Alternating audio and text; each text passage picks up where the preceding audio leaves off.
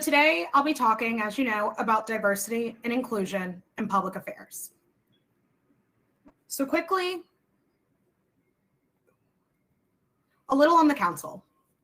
The Public Affairs Council is the largest association dedicated to the public affairs profession, which includes policy comms, grassroots advocacy, government relations, PAC management, global public affairs, and CSR, sustainability, and DEI.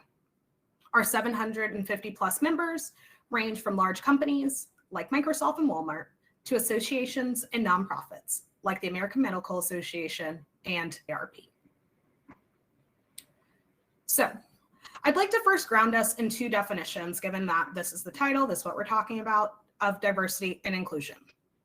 Diversity, and again, I didn't mention this, we use the definitions provided by ASAE. So diversity refers to the composition of a group of people from any number of demographic backgrounds, identities, and the collective strength of their experiences, beliefs, values, skills, and perspectives. Diverse organizations are not, by definition, inclusive. Inclusion is the act of establishing policies, philosophies, practices, and procedures to ensure equal access to opportunities and resources to support individuals in contributing to an organization's success. Inclusive organizations are diverse at all levels. And sandwiched together, D&I refers to an organization's strategy, scope of work, and pledge to advancing diversity and inclusive excellence. So today, I'm going to briefly touch on a couple surveys that we do at the council. We have the privilege of, again, having a very large member base, so we are able to pull big groupings of data, collect and disseminate that, and touch on the biggest topics such as diversity, equity, inclusion, amongst other things. So I'll briefly touch on a couple surveys that we have out, and then I will briefly review a couple adaptable frameworks for you all, and then one of which deals with engaging in social issues, and the other is incorporating a race equity lens in your policy work. Then I will quickly discuss the value of partnership and show a couple of examples, and close by providing you with information, as Patrick alluded to, for an exciting event the council is having with one of the pillars being centered on diversity, equity, and inclusion. So on surveys, this past spring, the council disseminated its first DEI Trends in Public Affairs report. This survey, or this report, looked at the landscape of diversity, equity, and inclusion in public affairs. We fielded it February 9th through March 5th. We sent it out to 1,100 public affairs executives, and we received a usable sample of 127. So here's who responded. A majority of the responses, or the respondents, held or hold leadership level positions, with 61 at the VP level or higher. These respondents also have extensive experience in the public affairs profession, with 82% reporting at least 10 years of professional experience, and roughly half with 20 or more. Of this pie, corporations account for the majority of the sample, with 32 being from large corporations and 21% being from small to mid-size. There's also good representation from trades and professional societies at 26%, and consulting firms, law firms, and service providers at 15%. So what do we see? We saw there's room for growth. One of the questions we asked respondents was to describe the racial and ethnic diversity of their public affairs function compared to the profession as a whole. And what do we find? We found out that there was alignment between the perceived diversity of folks' public affairs functions and the actual diversity of their function. So what do we mean by that? For folks that reported having low diversity, they did in fact have low diversity, with the average diverse composition being at about 3%. With those who perceived their function as having average diversity, they had an actual diversity of about 14%. And those who perceived their function as having well above average diversity had an actual diversity measurement of about 51%. And what that said to us was, okay, people are looking at their public affairs function and assessing the diversity of it, and they are perceiving their function to be as it is in reality and not how they think it should be or how it could be. And they were right in believing that their public affairs function was lacking in diversity. And another question we asked was, do you believe that the lack of diversity in public affairs is leading is basically a barrier to entry. And what we saw is that 61% of respondents felt that the lack of diversity discourages entry into the profession. So on the same theme of perceived diversity, we asked respondents to describe the racial and ethnic diversity of the public affairs field to someone not in the profession. And respondents gave the profession a 30 on a scale of 0 to 100, with 0 being not diverse at all and 100 being very diverse. And again, that said to us, okay, we heard that it's a barrier to entry, but that we also see that, there is like very low diversity in general. So then we looked at composition, as I just talked about, and we wanted to learn more about the incorporation. So is diversity, equity, and inclusion incorporated into your strategic plan? And I should pause to say that we asked a lot of other questions, but since I am covering 2 other surveys, I just wanted to hit on the top line so you get a good idea of the landscape of diversity, equity, inclusion in public affairs. So for a majority of respondents, which is an exciting thing to see, 59% reported that they have incorporated diversity, equity, and inclusion into a company-wide. 10% reported that while they might not have diversity, equity, and inclusion incorporated into a company-wide strategic plan, they do have diversity, equity, and inclusion incorporated into a specific department plan, IGR, something of the sort. 21%, which is also a hopeful metric, haven't, but they're considering it. 7% say no, and 3% actually are unaware, they don't know. So that was interesting for us to see. So I'm about to close out this survey and dig into another one, but this we saw, we asked folks, what are some of the top benefits of realizing diversity, equity, and inclusion in public affairs? And as public affairs professionals, we hit on a bunch of different things. It could be external relations, internal relations, communications, etc. And the most popular answer was cultural sensitivity when advocating on difficult issues. So companies and public affairs leaders responded that they want to be able to both talk the talk and walk the walk. They want to be culturally sensitive, culturally competent. They're on the Hill or when they're in state houses, when they're advocating on issues. Coming in at a strong second is stronger relationships with stakeholders and potential allies. So that idea that championing diversity, equity, and inclusion is not only important to your business, but it's important for trust building, for brand reputation. Improved employee morale. So that ties back into diversity and inclusion when I was talking about those definitions earlier. The idea that companies basically want their employees to feel a sense of belonging and feel welcomed and feel like they can bring their whole selves to work. And part of that is realizing diversity, equity, inclusion. And then the last 2 go hand in hand, stronger employee support for organizations' political engagement. So if you are actualizing diversity, equity, and inclusion, feeling like you're comfortable with how your organization is engaging in political activities, and better relationships with elected officials. As we know, this Congress is the most diverse in history. So ensuring that you as a company are realizing that and being responsive to the changing composition of the United States and of our elected leaders. So that's that survey. I will say we are doing that survey on an annual basis now, but that was our first one, and we were really excited to see those findings. And I provided that survey first to kind of ground us on the public affairs landscape. And now I will provide some information and data around public opinion.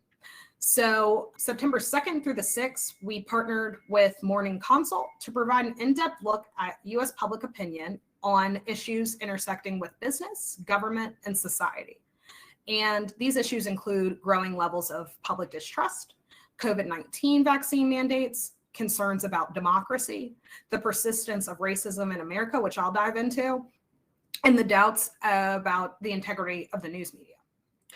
So this chart provides something that I think is really important. We saw that public affairs functions are lacking in diversity, and folks are reporting that. But this public opinion survey shows that many folks believe that racism is an issue and a persistent issue. and 40% of respondents responded that America is becoming more racist, and 39% responded neither more nor less, but acknowledging that racism is persistent, and 13% said less racist, and 8% don't know. So again, harping on, a majority of respondents consider racism to be somewhat or a serious problem, or a very serious problem, meaning championing diversity, equity, inclusion is critically important. And then we also looked at a breakdown by party. So we saw that 91% of Democrats believe racism is somewhat or a very serious problem. Republicans also widely believe that racism is somewhat of a serious problem at 46%, and 49% consider it not too serious or not serious at all. So one more survey, and then I will dig into the other things I'm going to talk about. But this one I actually think is really important. So we looked at how our member base, so the whole public affairs community, views the public affairs landscape. Then we just looked at public opinion. And now we're going to look at corporations engaging on social issues.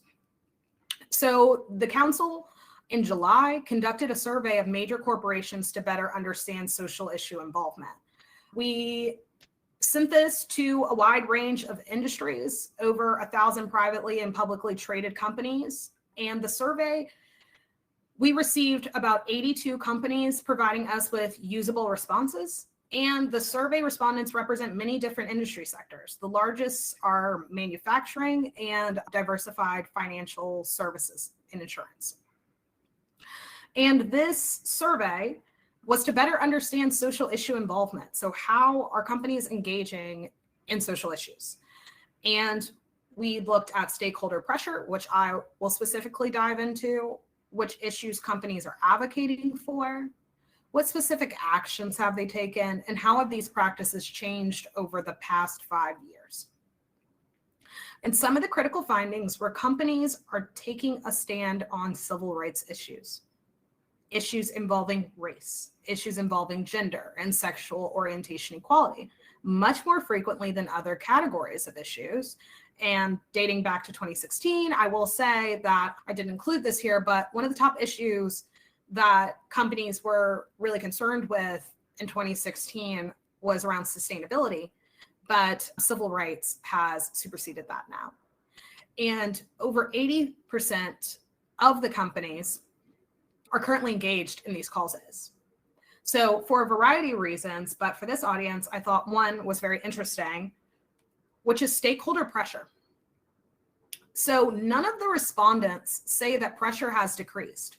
So there is urgency in the space, corporations, public affairs functions specifically, to act and get actively engaged in social issues in a responsible manner.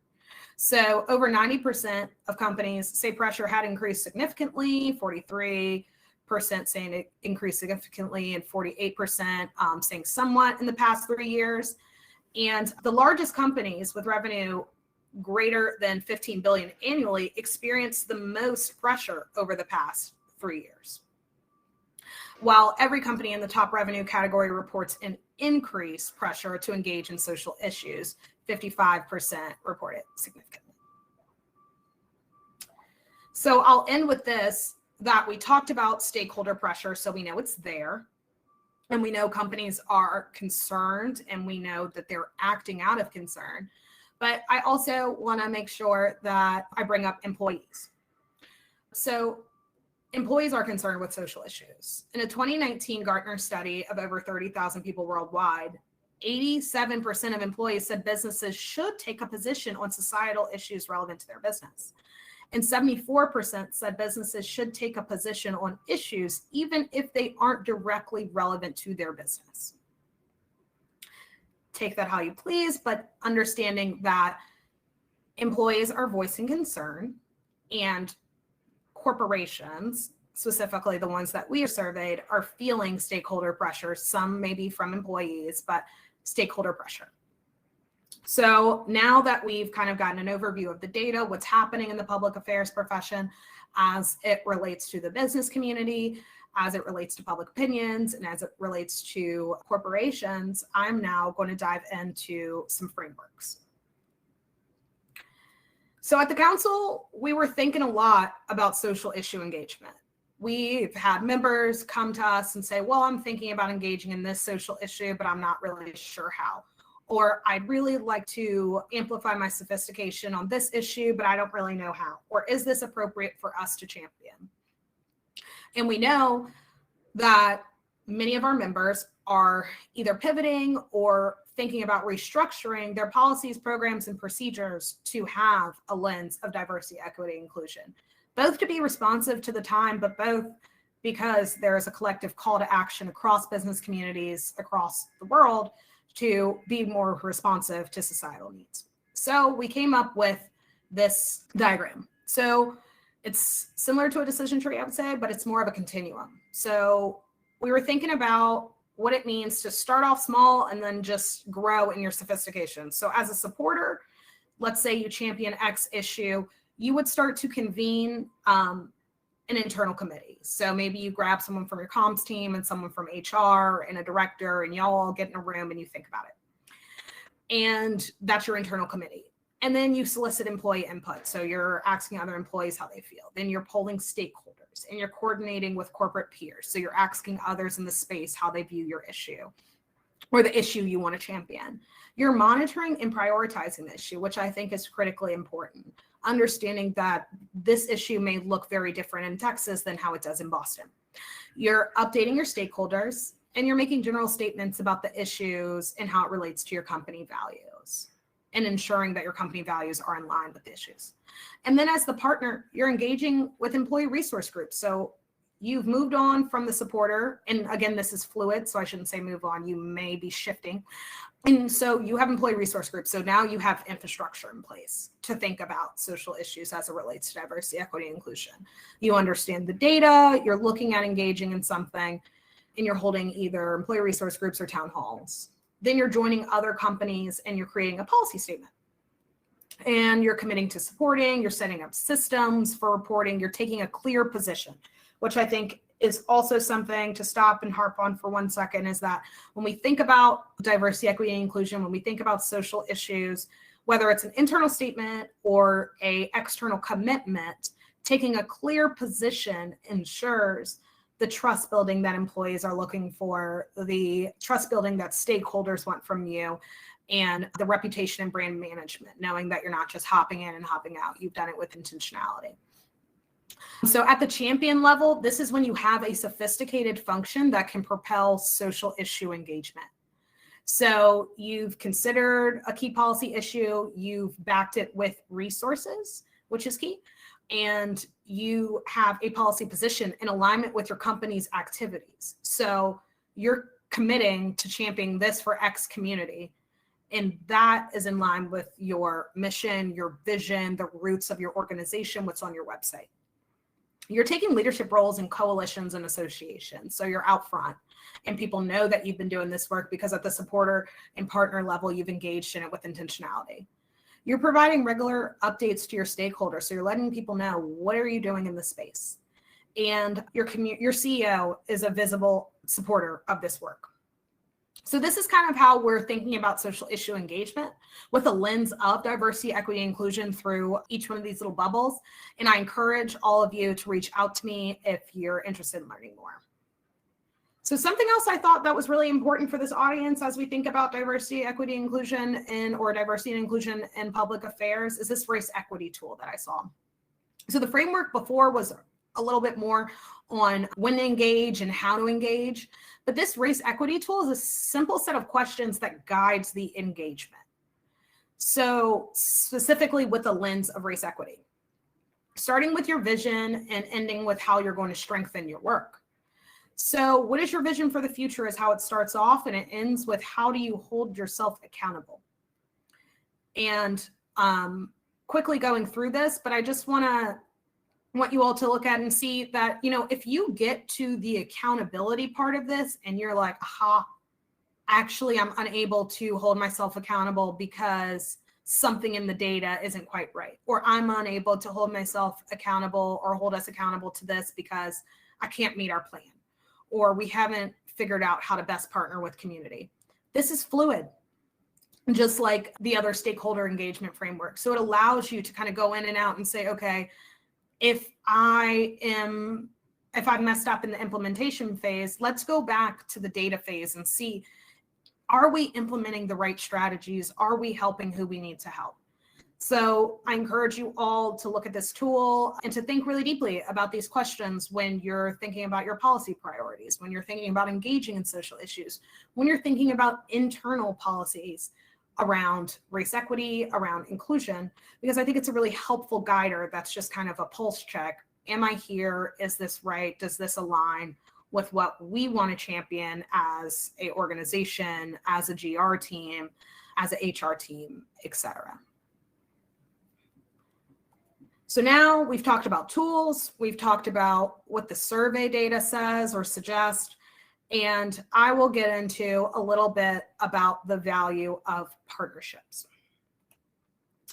So I think oftentimes we think, okay, well, I have someone doing this in X department, or I'm just going to lean on HR for everything.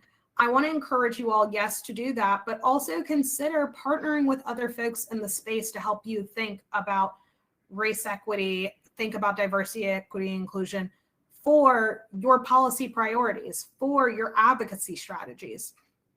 Prior to joining the Public Affairs Council, I was at a place called Achieve Mission, and we were doing more nonprofit consulting, but it was for diversity, equity, and inclusion. And we would help whole organizations, or we would help departments think about what race equity looks like, what it means to embed inclusion into your policies, into your structures. What does it mean to create programs with the output being equity first? Not the output being, X bill pass, but the output being equity. And then, yes, the bill will pass, or I'm hoping the bill will pass after I develop these advocacy strategies.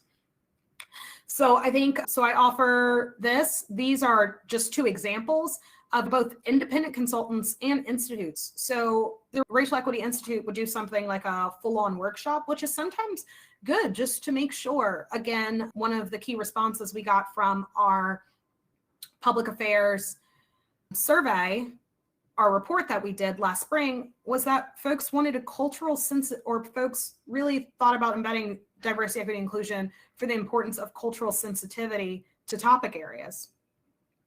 That doesn't happen overnight. And it's something that, you need to work on through either partnering with a consultant or offering resources or trainings and things of the sort. But it can be fun, it can be light, but just understanding that those type of sensitivities, those type of understanding where the gap areas are, come from training, come from partnerships, come from listening, learning, and reading what folks in this space, such as independent consultants and institutes, have to say or are doing right now. So a little bit on community.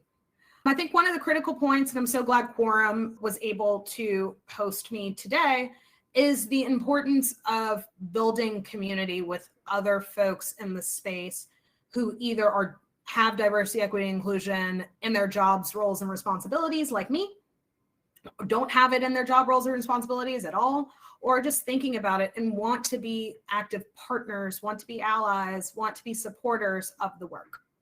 Because it takes a village, and it's important to think through all of these things as, something that is only done through collective effort. And just when we think we're done, we're not done. So this brings me to Stride. At the council, we are hosting our first social impact summit, which I know I was moving fast because we had a lot to cover, but this social impact summit is set to take place on November 9th virtually, and it's centered on 3 practice areas: social responsibility, sustainability, and diversity, equity, inclusion. And we're really thinking about the intersections there, because as public affairs professionals, we understand that we're thinking about right now, we're thinking about the client project, we're thinking about next year and later on after that. So we intentionally named this stride because we're really focused on what it means to be forward moving in this work, what it means to make continuous efforts to ensure our physical environment, our living environment, making sure that folks feel safe and comfortable, but also knowledgeable about all these issue areas. So we are excited to be having sessions that are covering things such as employee mental well-being, what it means to have a diverse legislative advocacy program, what it means to be an ally to your colleagues. And sessions will be on things like materiality for our sustainability folks and championing charitable initiatives that directly relate to communities for more of the traditional social responsibility work. So with that, here is me and my contact information and my practice areas, and I am excited to now pivot to you all's questions. And I will stop sharing.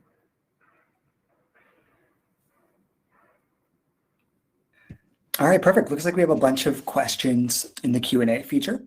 You can submit your questions on the right-hand side. There'll be a little button that says Q&A. One here is DEI is so important at every level of the organization: hiring, retention, communications, employee community engagement initiatives. Any advice on or examples on how organizations have reviewed their efforts across internally facing and externally facing departments and avoid silos? No, that's a great question. So specifically for some of our members, internally, if I'm getting your question right, how do you avoid silos when you're doing this work internally and externally? I will speak on a little bit about the consulting work I was doing before the council. And really, what's important is that this work is championed at the leadership level. So once senior leadership gets on board and says, okay, this is something that we want to do, this is something that is going to be grounded in the DNA of our organization, that kind of avoids the notion that there's or kind of helps with silos. I do think the work of how to avoid kind of active exclusion of different groups who are at different maturity levels when it comes to diversity, equity, inclusion happens through facilitated conversations. It happens through trainings. It happens through manager one-on-ones where you can really process and talk about what this work looks like. And when it comes to externally facing work, what really should happen, or what I used to advise clients when I was working, is the importance of ensuring that what you're doing internally is really reflective of what you're saying externally. So you aren't going out and, championing diversity, equity, inclusion by itself, but employees still feel like they don't have a sense of belonging at the organization. So I think the silos are avoided in two parts. One, when leadership is bought in and there is alignment on how to support this work, and it is not just an immediate pivot, it's bringing folks along the way, meeting them where they are, and then pushing them forward. And then externally, it's being able to ensure that your ducks are in order enough to be able to communicate honestly and appropriately to external facing folks. Awesome, thank you. One other question here is about reporting. So how are companies and organizations objectively measuring success in D&I, especially for resource allocation purposes? Is it based on an increase in diversity hiring, increase in sales, victory at the election booth? What are some ways that folks have been able to prove an ROI on their successes? So that's a great question. It's a hard question because it is really dependent on the company, on their goals. I will say one of the things that we've seen is having more diverse leadership. So being able to provide metrics on internal representational diversity, being able to provide metrics on retention. But when it comes to success, I think success or companies are focusing more on impact. So when you're thinking about what diversity, equity, and inclusion looks like, you might create your own framework or your own kind of goals or deliverables or things of the sort based on your board or based on your shareholders, et cetera, et cetera. But it's really hard to measure these type of initiatives.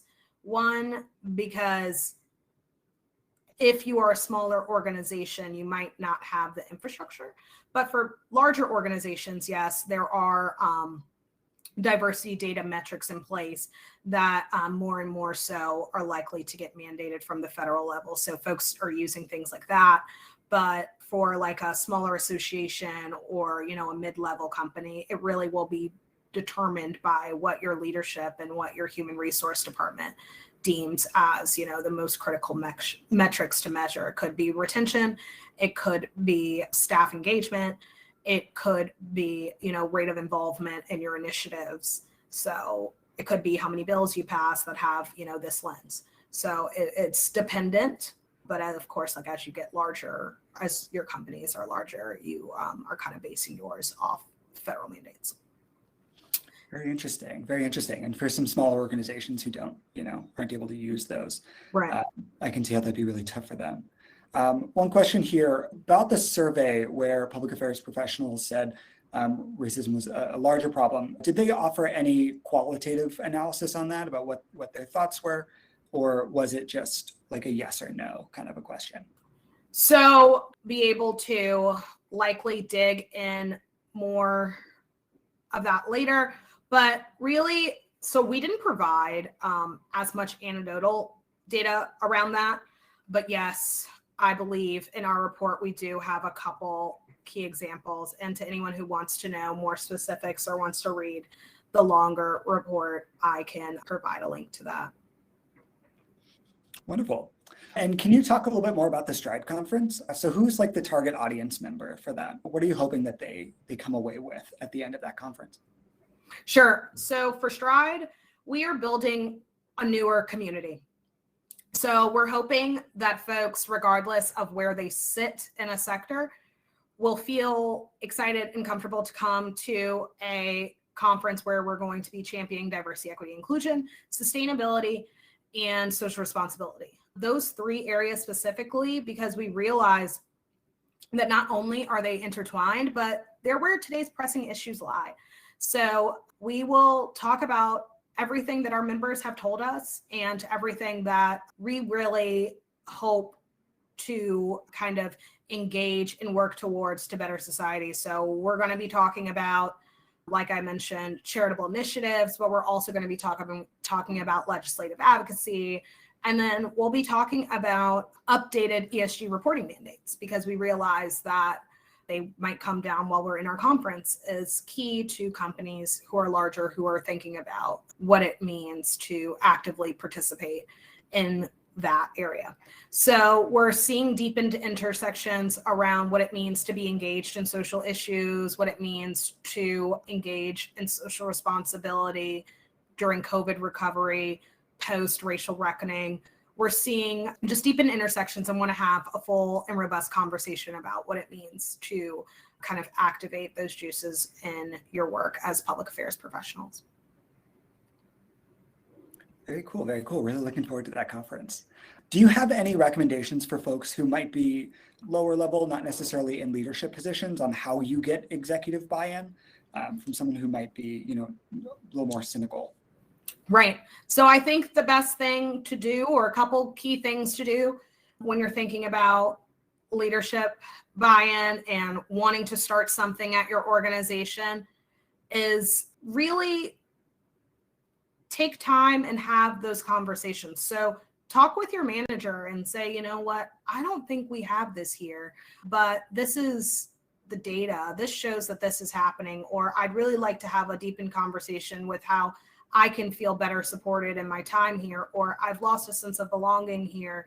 And I think it's really important that leadership knows. And then I feel like that's a great room, or we would say in my previous organization, it's a great room to manage up, to grow in the organization by offering those insights. You never want to feel like you're shouldering the burden of, propelling the work on your own.